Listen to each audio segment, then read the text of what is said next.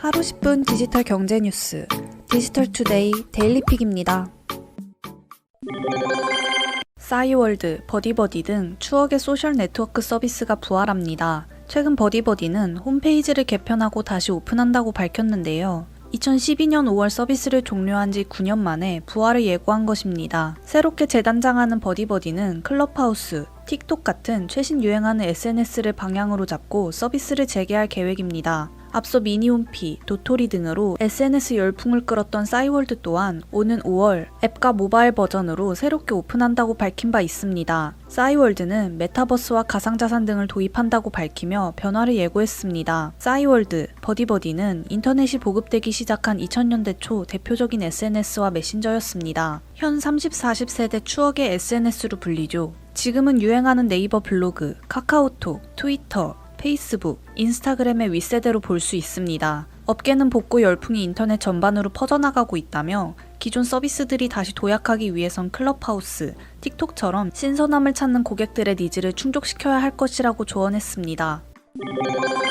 미국 뉴욕 증권거래소 상장을 앞둔 이커머스 업체 쿠팡이 목표 주가를 올렸습니다. 쿠팡이 미국 증권거래위원회에 제출한 신규 보고서에 따르면 쿠팡과 기존 주주들은 주당 32달러에서 34달러까지 1억 2천만 주를 이번 상장에서 제공하는 것으로 밝혀졌습니다. 이전 자료에선 쿠팡 목표 주가가 주당 27달러에서 30달러로 명시됐습니다.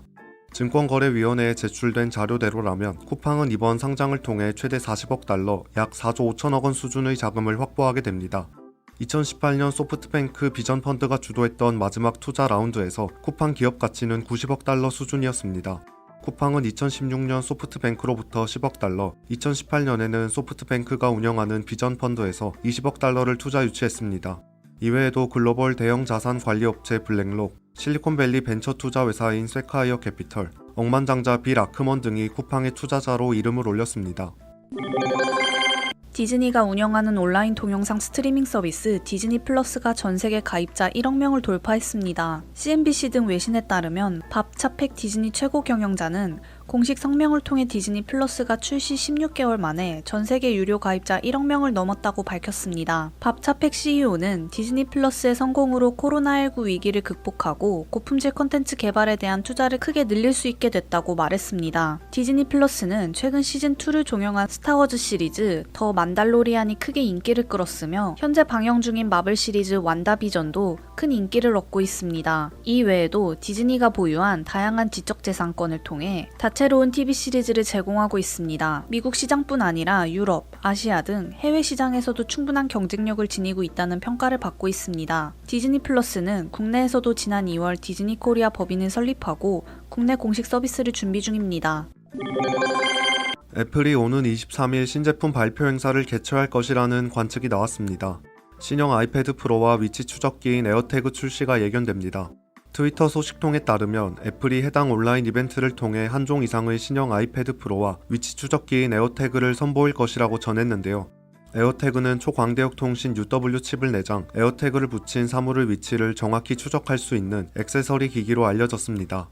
분실물 추적이나 기기 간 근거리 통신 등에 사용됩니다.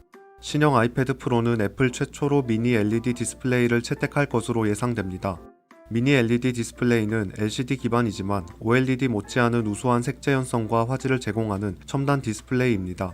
신형 아이패드 프로는 현재 아이패드 프로를 대체하는 성격을 지니며 12.9인치 미니 LED 디스플레이에 5G 네트워크를 지원하고 A14X 프로세서를 장착할 것으로 예상되고 있습니다. 일본 후지츠가 개발한 슈퍼컴퓨터 후가쿠가 본격적인 가동을 시작했다고 일본 지디넷이 전했습니다. 후지츠와 일본 이화학연구소가 공동 개발한 슈퍼컴퓨터 후가쿠는 2020년 6월 톱 500 슈퍼컴퓨터 순위에서 전 세계 1위를 차지해 공식적인 세계 최고속 슈퍼컴퓨터 자리에 올랐습니다. 이후 본격적인 가동 준비 작업을 거쳐 이달부터 공식 가동에 들어갔습니다. 현재 기후변화 연구와 신약 개발 등 대용량 연산을 요구하는 다양한 시뮬레이션 프로젝트에 투입되고 있습니다.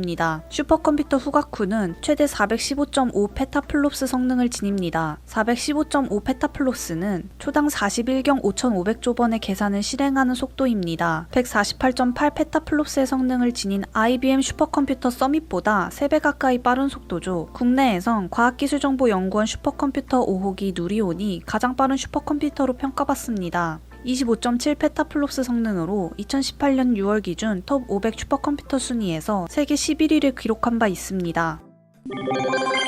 실제 이지혜 아나운서를 딥러닝한 AI 아나운서가 케이블 TV 지역 뉴스에 등장했습니다. LG 헬로비전이 방송인 이지혜 씨의 모습을 본뜬 AI 아나운서를 케이블 TV 지역 채널에 도입하고 지역 채널 디지털 전환을 가속화한다고 밝혔습니다. 이번에 선보이는 AI 아나운서는 방송인 이지혜 씨를 딥러닝하는 과정을 거쳐 영상 합성 기술로 구현한 것입니다. 특유의 목소리 톤과 정확한 발음이 돋보여서 실제 아나운서가 방송을 하는 것 같이 느껴집니다. 시청자들은 지역 뉴스 코너, 지역 날씨 생활 정보 프로그램 날씨와 생활, 지역 소상공인 가게를 소개하는 우리 동네 함께 가게 캠페인 프로그램 등에서 이지혜 AI 아나운서를 만나볼 수 있습니다. 이번에는 AI 아나운서를 도입하고 케이블 TV 고유 가치인 지역성을 한층 강화합니다. AI 아나운서는 텍스트만 입력하면 뉴스 영상을 제작할 수 있어서 사람 아나운서의 출연이 어려운 상황에서도 지역의 소식을 세밀하고 신속하게 전할 수 있습니다. AI 아나운서는 추후 재난방송, 지역 정책 브리핑 코너, 언택트 문화행사 중계 프로그램 등에도 확대 적용할 계획입니다. 삼성전자가 고성능 SSD 980 시리즈를 출시합니다. 이번 제품은 고성능 NVMe 익스프레스 인터페이스에 기반한 소비자용 SSD로 기존 SATA SSD보다 최대 6배의 연속 읽기 속도를 구현할 수 있습니다. NVMe 익스프레스 SSD 980은 일반 노트 PC 사용자는 물론 컨텐츠 크리에이터, 홈게임 유저 등 다양한 소비자층에서 최고의 성능을 제공합니다. 최신 6세대 V낸드가 탑재된 이 제품은 최대 초당 3500MB 읽기 속도와 3000MB 쓰기 속도를 지녔습니다. 특히 컨트롤러 및 펌웨어 기술 최적화로 SSD 내부에 탑재되는 D램 없이 PC에 탑재된 D램과 직접 연결하는 호스트 메모리 버퍼 기술을 적용했습니다. 이를 통해 SSD 내부에 탑재되는 D램을 제거해 비용은 줄이고 성능은 유지시켰습니다. 삼성전자 NVMe 익스프레스 SSD 980은 한국, 미국, 독일, 중국 등 전 세계 40여 개국에 시판됩니다. 용량은 250GB, 500GB, 1TB 등 총 3가지며 가격은 용량에 따라 $50, $70, $130로 책정됐습니다. 백신 전문 기업인 SK바이오사이언스가 일반 공모주 청약을 마감하면서 카카오게임즈가 기록한 역대 최대 증거금 기록을 경신했습니다.